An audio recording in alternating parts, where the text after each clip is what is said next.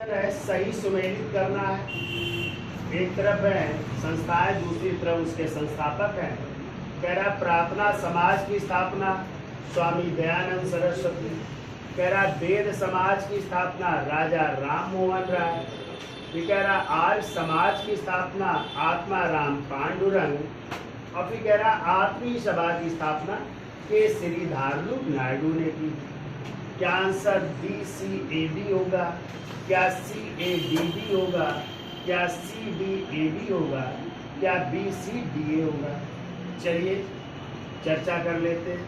तो आपको पता है प्रार्थना समाज की स्थापना, इसकी स्थापना हुई थी 1867 में और इसके जो संस्थापक हैं वो हैं डॉक्टर आत्माराम पांडुरंग ने की थी।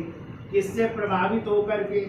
तो आप पढ़ेंगे केशव चंद्र सेन, ठीक है, कि मद्रास यात्रा से प्रभावित होकर के डॉक्टर आत्माराम पांडुरंग ने किसकी स्थापना की थी? प्रार्थना समाज की। कब की थी? 1867। बाद में इसी संस्था से एक और व्यक्ति जुड़ गए थे जिनका नाम था महादेव गोविंद रानाडे।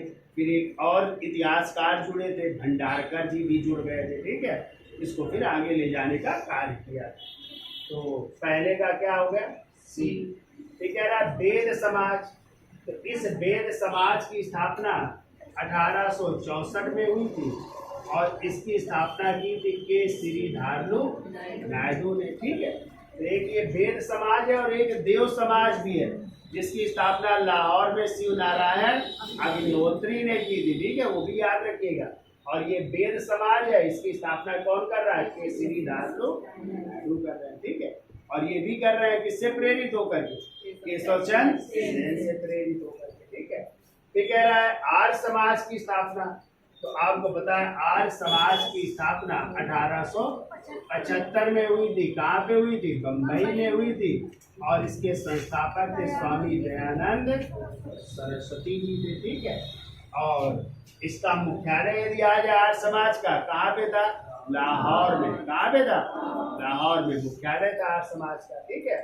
तो संस्थापक कौन है? स्वामी दयानंद, जिनका नाम था मूल शंकर और गुरु का नाम था उनके स्वामी विरजा। और इनका नाम चेंज किया था मूल शंकर से, बोलते दंडी स्वामी पूर्णानंद महाराज, ठीक है। ठीक है। आत्मीय सभा की स्थापना, तो आपको पता है आत्मीय सभा की स्थापना हुई थी 1815 में कलकत्ता में। और जिसने की तो उन व्यक्ति का नाम है राजा राम मोहन राय ने की थी। और इसी आत्मीय सभा का नाम बदल करके आगे चल करके 20 अगस्त 1828 को क्या हो गया था? इसका नाम ब्रह्म समाज हो गया, ठीक है। तो मिला लीजिए, तो A का C, D का B और C का A और D का B, यानी CDAB। तो कौन सा आंसर हो जाएगा? C आंसर हो जाएगा, CDA